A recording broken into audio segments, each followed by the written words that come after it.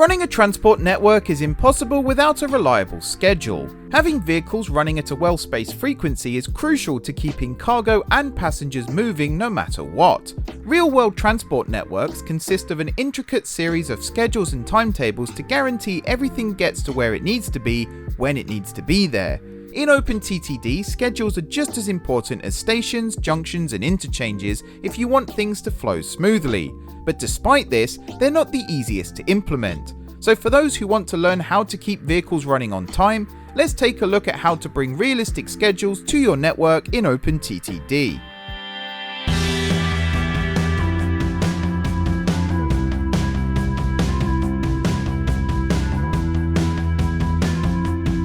Hey everyone, I'm M4J and welcome back to the OpenTTD tutorial series. I've covered timetabling and scheduling before in the JGR patch pack, but this time we're taking things to the next level by recreating realistic schedules. These aim to recreate schedules operated in the real world as best as possible. Previously in OpenTTD, realistic schedules were kind of possible, but vehicles still needed to head back to the depot after every cycle.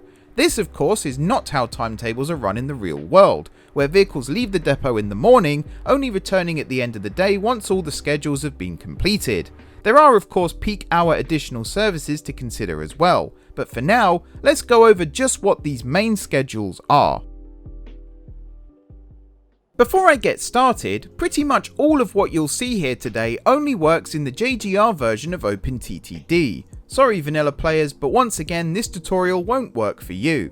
The railway you're looking at right now is the Mount Pleasant Railway, the focus of my most recent episode of the new M4J network. Starting at the base of the mountains, this narrow gauge line scales the slopes to the peak at Mount Pleasant itself. Along with passenger trains, there are also logging trains that use the track to get to and from the various logging camps dotted along the line. There are two depots used by the line. The passenger depot sits at the base of the mountain next to the station connection to the main rail network. The freight depot is located a little higher up the slope on the opposite side of the Country Western line. Notice how both depots are fully populated by trains, but when a certain time is reached, watch what happens on the passenger side. First, one train leaves, then another, and then finally the third. These trains are timetabled to leave the depot at a certain time in order to run their schedules, with some clever trickery used to ensure they don't return to the depot until the end of the day. The main tricks used in this tutorial were first posted by Kale on the OpenTTD Discord server, but I've amended them slightly to better suit my needs here. I've also used this trick on the Blue Lagoon Railway elsewhere on the network, as well as across the Guard City bus and tram networks and other mini networks across the map as well. So we can see what these schedules are, let's now take a look at how they work.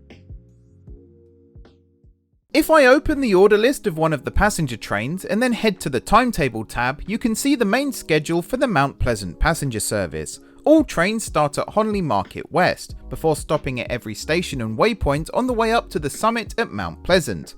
Each journey and stopping time is carefully calculated to ensure trains meet at passing places, both for the passenger and logging trains. This involved creating a timing train, sending it to each viable destination on the route, and then building a timetable from those timings. If you watch that episode, you'll see how complicated the timetable ended up being.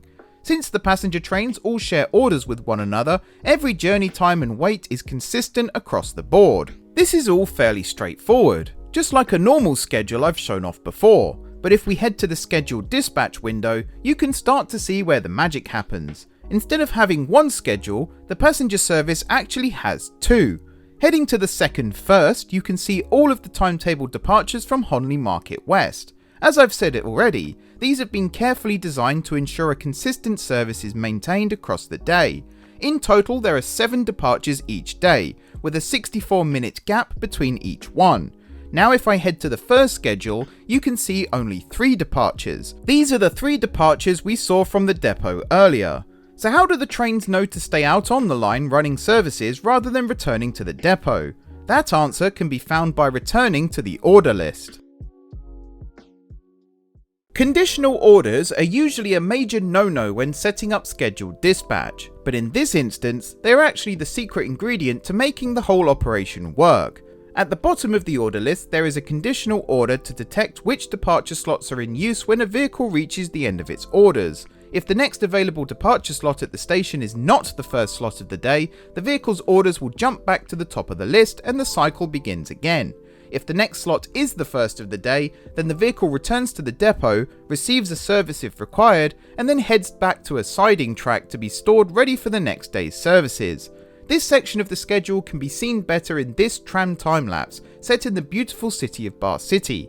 At the start of the day, all vehicles head out when timetabled to begin their journeys. At the end of the day, vehicles arrive back one by one, head for servicing if needed, and then take their place in a storage track to wait out the night. This is the system as taught by Kale. Where I've deviated is how it's used for my logging trains. As I only have one area for both storing and starting these trains, I've had to get creative in how I've utilised the end of day operations. Now, trains arrive back at the depot, head for servicing, then head back out onto the line to use the turning loop at the nearby sawmill. This ensures all trains stored are facing in the correct direction for the morning departures.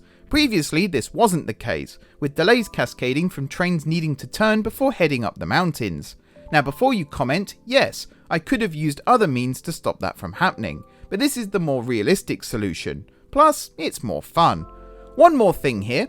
It's important to factor in the journey time from the storage yard to the first station when designing your timetable, so trains have enough time to complete the journey and then wait the allotted time before the departure slot from the station.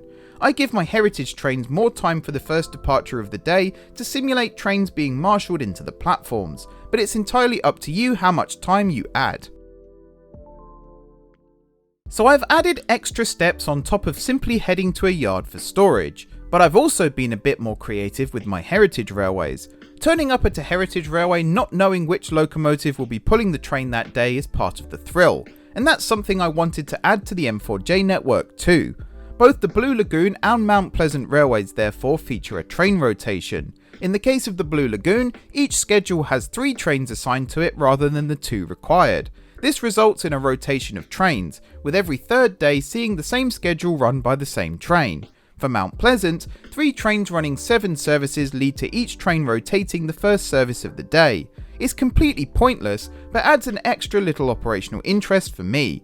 It's also a fixed pattern. Eventually, I'd like to add some randomness to the operation, but that's for way down the line.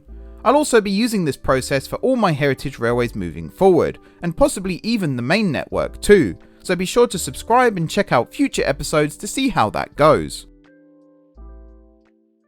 This is how I'm currently using realistic scheduling to run my network, but there are even more variations possible.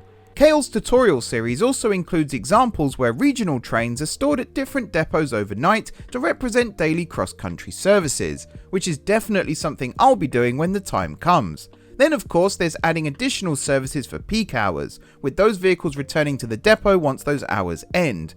I have a system just like that for Bar City's trams, where every service has an additional peak hour operation for both the morning and evening rush hours. These vehicles, in theory, could also be utilised later in the day for a night service, freeing up space in the depot for the main service vehicles.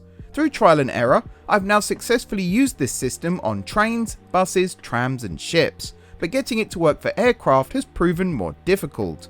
Finding places to store planes out in the open is not easy, as using temporary airports is not really worth the time and resources, so planes may have to sit this one out, but for the rest, this is absolute genius. A big thanks to Kale for the tutorials that this video is based on. Be sure to head on over to the OpenTTD Discord server to check out their other realistic operations guides, and also a big thanks to you all for watching. If you found this tutorial useful, then let me know by hitting that like button. Check out the playlist in the description below and coming up on the screen for my other OpenTTD realism tutorials, and drop any comments and questions in the comment section below. If you haven't already subscribed to the channel, then be sure to hit that subscribe button, and if you have already subscribed, then thank you for your continued support. Enjoy the rest of your evening, and until next time, I will see you soon.